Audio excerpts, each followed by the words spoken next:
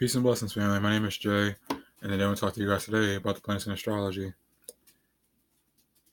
Now, with that being said, let's get into it. Now, for the planets in astrology, there are 10 planets. These 10 planets are your Sun, Moon, Mercury, Mars, Venus, Jupiter, Saturn, Uranus, Neptune, and Pluto. And for each of these 10 planets, I'll each do them in their own individual video, so you don't have to worry about them all being compiled into one. And this way to be more organized and detailed and make them all easier to sort through for you. Now, with that being said, let's get right into it and talk about the sun. Now, the sun, the sun, the sun, or the planet sun in astrology, represents our wants, our actions, our ego, our conscious awareness. It also represents our self-expression as well. So, yeah, those are just a couple of examples. Now, the sun rules the sign Leo. And what is Leo? Leo is the fifth sign of the zodiac. Its modality is fixed, so we know that means fixated. And its element is fire, and we know fire means creativity, expression, imagination, um, extuition. Extuition ain't a word. That just means intuition externalized. And now, yeah, those are a couple of ones. I lost the other ones to use, so we'll just stick with that. And so that means a person who's fixated on their own way of being, expressive and creative and imaginative, pretty much. And then you can kind of see how this correlates to the sun. And so what does the sun do? We know the sun is a fire planet. When we see the sun, what does it do? The sun's up in the sky. It generates, radiates heat, heats everything up, gives life to everything that it touches. Those, the plants and the plants that need sunlight so that they can grow. As human beings, we need to be on the sunlight so that we can get revitalized. And yeah, there's like a lot of different ways to look at it and say, yeah. So then when I explain it like that, you can kind of see like when it comes to the sun, when it comes to Leos, how they tend to be so charismatic and so energetic, and there's a lot of things you could say for any of the signs, but you get it. Now, the sun, and what else does the sun do? We kind of talk about how it generates and radiates heat upon anything it shines light upon. Keyword here, shines light. The sun also illuminates. It's like a spotlight too.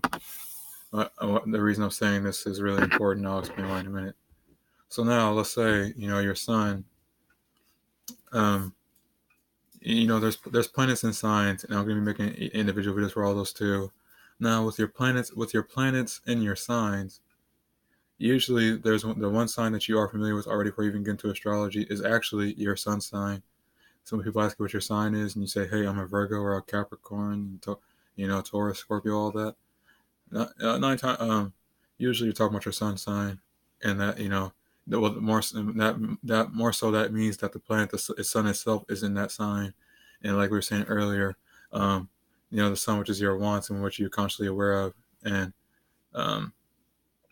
what gives you life, what brings life, what gives life to you, and all that would be whatever sign your sun is in. So say your sun is in, it's not the sign that naturally rules Leo, and say what you're gonna want, you're gonna want to be, what Leo's like pretty much means you're gonna want to be your own boss.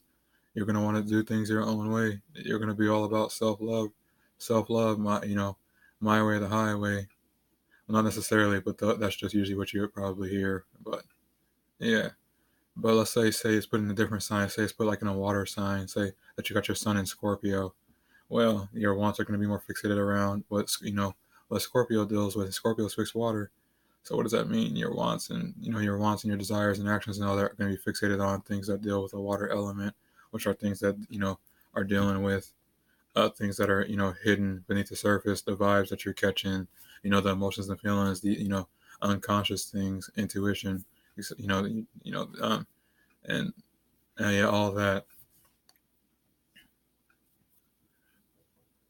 And then Scorpio also, the sign Scorpio also represents, like, well, I kind of already said that, things that are like secret, things that aren't just like, I said, behind the scenes beneath the surface. So by default, you can tell that it's things that deal with the things that are unseen and secret and hidden. So yeah, since that's what your wants and all that, and your actions, and you know um like your you know everything that the sun represents is going to be based around Scorpio. Things that represent Scorpio if your sun's in Scorpio. But now, if you're familiar with sun signs, you already know, like, the planet, the sun itself, more so than other planets in the signs. You know what that means already. And then another thing, with Sun and Scorpio, or like Taurus, is that, since that's all, Scorpio things are also what you're consciously aware of too. So yeah. But now moving on to, like, the planet, the sun in the house. We talked in, like, the last video, talking about the birth chart for a little bit. We talked about um, the 12 houses, just like a small amount, really, really brief and quickly. Now, and with that being said, I'll talk about them really quickly, but they're still all going to be in, like, their own individual video. And the first house deals with your house itself, what you're here to do as an individual, your personality and all that. Second house deals with your values, what you value, what it is you have to offer. Third house deals with your communication, your siblings, your immediate surroundings.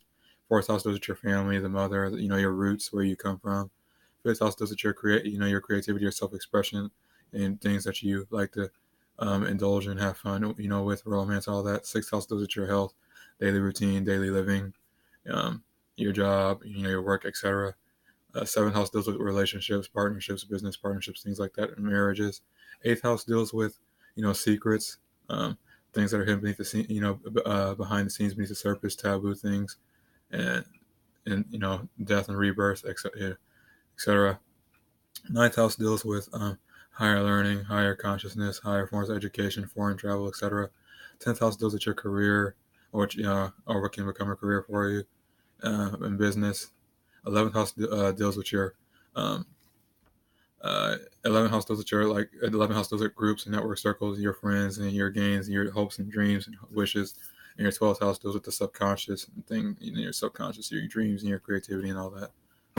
Now, going back to talk about the planet, the sun, which we know represents your wants and actions, and it's just, your vitality and life force and all that. And we talked about the sun, and then I was saying the sun, the sun likes to light up and illuminate, and bring life to. However you like to look at it, it all means the same thing. Now, with that being said, whichever house that the sun might be, whichever house the sun is in, is actually where the influence of that planet is going to be um, felt, and, where your actions are going to be taking place, and what your conscious awareness is going to be on the most, because that's all what the sun represents. So they say you have your sun in, like, the ninth house. Well, that means your actions and your wants and all that, and your conscious awareness is going to be focused on things related to, like, um, higher learning, higher education, foreign travel, etc., and your greater surroundings. But then can't forget about the sign. Say you have, like, the sun in Gemini in the ninth house. So the Gemini is the sun sign. Gemini is your actions, and we know Gemini represents communication, different forms of communication, different forms of thinking, and um, and yeah, different forms of communication and thinking, being intellectual and rational. And so when it comes to the ninth house, the ninth house issues, since you're consciously aware of that, that's how you're actually going to tackle them. So yeah, that's where that's where your actions and all that are going to be taking place, but they're going to be done through communicating them and thinking about them, and trying to make sense of them, because Gemini is an air sign, it's ruled by Mercury, which deals with the communication, the intellect, and all that. So yeah,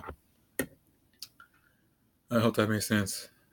And if not, feel free to ask me, leave down in the comment to break it down better. But yeah, that's gonna be my take on the planet Sun, you guys. And if you liked it, feel free to give it a like. And if you got any criticisms or feedback that you want to add, so I can help serve you guys better and improve, as an educator and a giver, that is all that's also cool and would be much appreciated. So yeah, with that being said, I'm gonna get up out of here. I'll talk to you guys later in the next video, talking about the planets. And yeah, peace.